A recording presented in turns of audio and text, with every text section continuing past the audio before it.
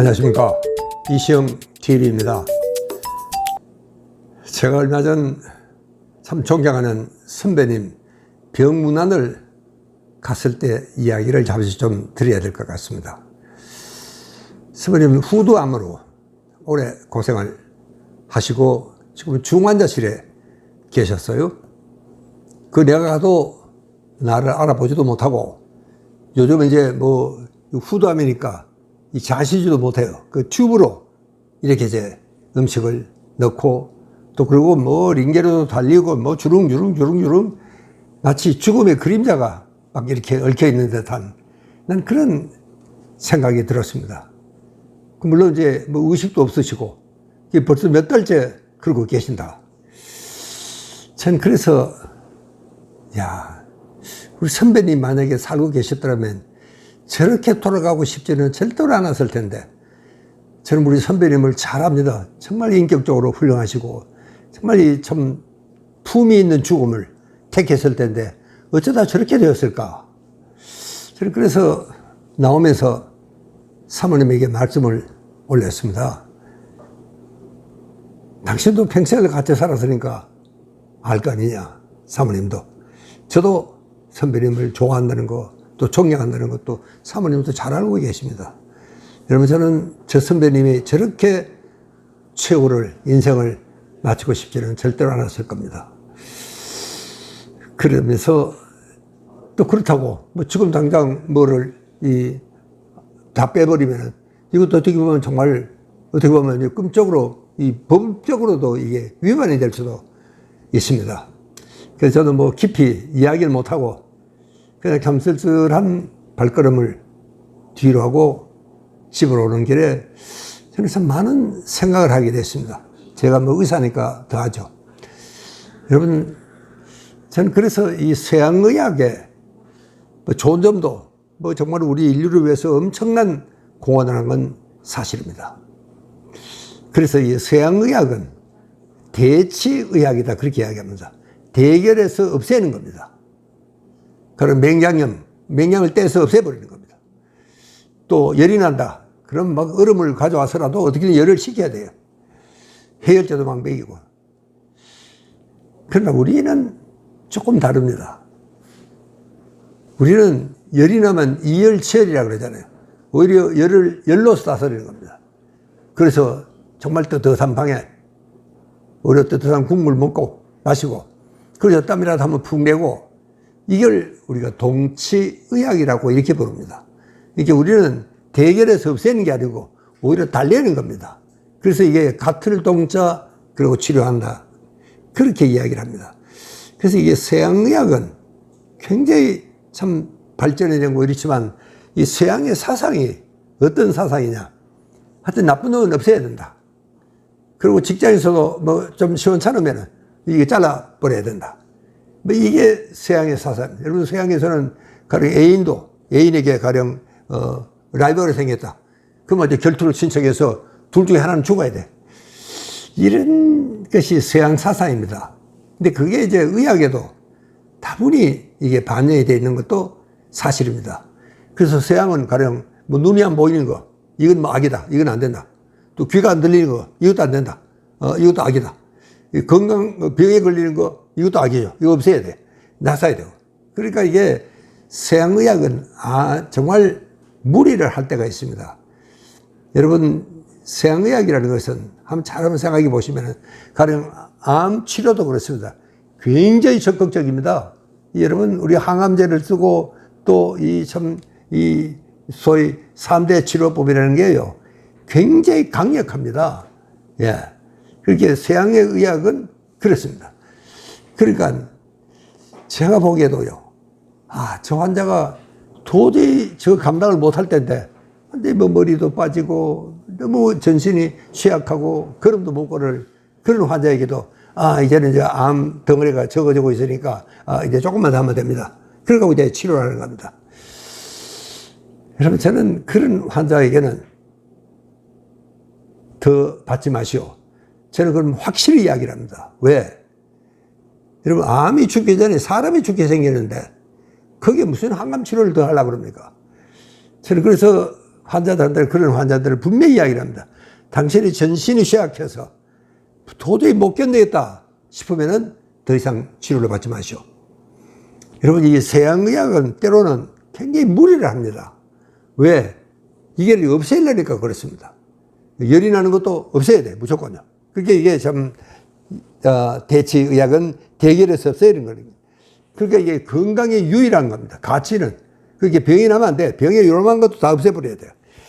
이런 생각을 합니다. 여러분, 옛날에 우리 참 조상들이 돌아가실 때는 어땠습니까? 당신이 살던 방에서, 또 당신이 길르던 아이들을 주변에 놓고, 그리고 참 밖에는 당신이 평생을 밟고 다니던 이 정겨운 마당이 있고, 흙담장이 있고, 또 참 내가 홍시를 따먹고 올라가던 감나무가 있고, 여러분, 그렇게 모든 친숙한 데서 이 세상을 떠나면은 그 죽음은요, 완전한 죽음은 아닙니다. 왜? 내가 아끼고 사랑했던 것들이 다 그대로 남아있잖아요. 오히려 그것이 이 사람에게는 훨씬 더 정말 인간다운 죽음이 아닌가. 요즘은요, 집에서 죽음을, 임종을 맞이하는 사람은 그렇게 많지가 않습니다. 거의가 병원에 가는 겁니다. 여러분, 병원에 가면 모든 게 낯섭니다. 간호사들도 그렇고, 의사도 그렇고, 이게 정말 낯선 사람들 손에 죽어가는 겁니다. 저는 그거보다는 그래도 집에서 돌아가시는 게, 그 참 자기가 애지중지에 길렀던 자식들, 또 손자들이 둘러앉아서 참 마지막 자기와 작별을 하는, 저는 그게 훨씬 더 인간다운 죽음이 아닌가. 저는 그런 생각을 합니다. 그런데 일단 이제 병원에 가면 이 모든 것을 없애야 됩니다. 무조건. 이렇게 되니까 이 서양의학은요, 부정을 기본으로 하고 있습니다. 이렇게 뭐든지 조금이라도 안 된 거는 고쳐야 돼. 그냥 놔두면 안 된다. 이게 정말, 이게 참 동치 의학과 대치의학의 다른 점입니다. 여러분요, 짐승은 아프면 먹질 않습니다. 그리고 저 한쪽 구석에 가서 조용히 쉽니다. 정양을 하는 거죠. 짐승에 무슨 병원이 있습니까? 요즘에 이제 가족 병원도 있습니다만은 되게 이제 옛날에 짐승들은 정말 그렇게 할 수밖에는 다른 방법이 없습니다. 그러면 이제 낫는 거예요. 우리 인간도 마찬가지입니다. 때로는 참 귀찮은 데가 있어요. 우울증에 걸릴 수도 있고, 밥맛이 없을 때도 있고, 뭐, 누구, 나가고 싶지도 않고, 만나고 싶지도 않고, 말도 하고 싶지 않을 때가 있죠. 근데 그럴 때는 그런 것도 존중을 해야 되는데, 이 서양의학은 그렇지가 않습니다. 그렇게 하면 안 된다는 거죠. 물론 인간인지서 밥은 먹어야 되죠. 또 인간인지서 말도 해야 되고, 외출도 해야 되고, 학교도 가야 되고, 이렇게 생각을 하니까 자연스럽게 좀 무리를 빚지 않으면 안 되는 겁니다. 그렇게 이게 대립과 공격의 사상이 이 서양 사상의 기본입니다. 그게 이게 그냥 용납을 못 하는 겁니다. 이게 이제 서양 의학의 맹점이다. 저는 그렇게 보고 있습니다.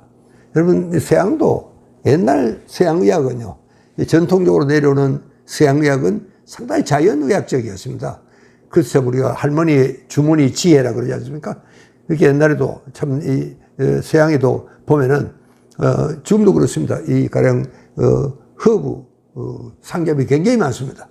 그러니까 이제 뭐 아프고 이러면은 오히려 허브 상점에 가는 겁니다. 거기 가서 허브를 사와서 아이들에게 끓여 먹이기도 하고 이런 생활을 하는데, 최근에 이제 근대 서양의학은요, 불과 그저 한 200년 남짓한 역사가 있습니다.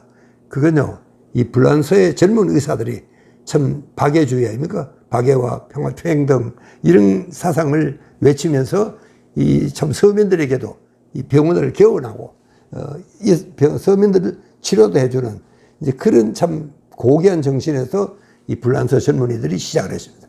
이제 그때부터가 우리가 이제 근대 서양의학이라고 그러고, 그리고 근대 서양의학은 이 대치를 기본으로 하고 있다. 그런 이야기입니다. 이 암 전문의가 언제 한번 그런 이야기를 했습니다. 이 암을 부셔서 없애야 되겠다.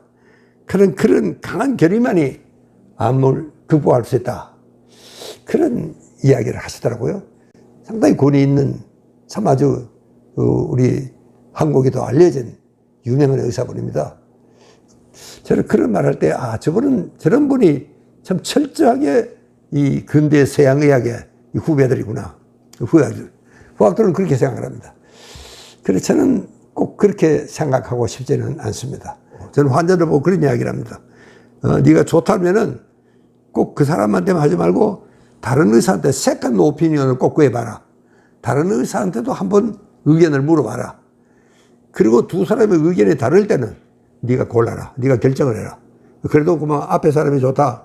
그럼 앞에 사람한테 가고 그 대신에 하다가 안 좋으면은 그만둬라. 저는 꼭 그렇게 이야기를 합니다. 요즘 이제 우리가 이 면역에 대해서 많은 사람들이 관심을 갖기 시작했습니다.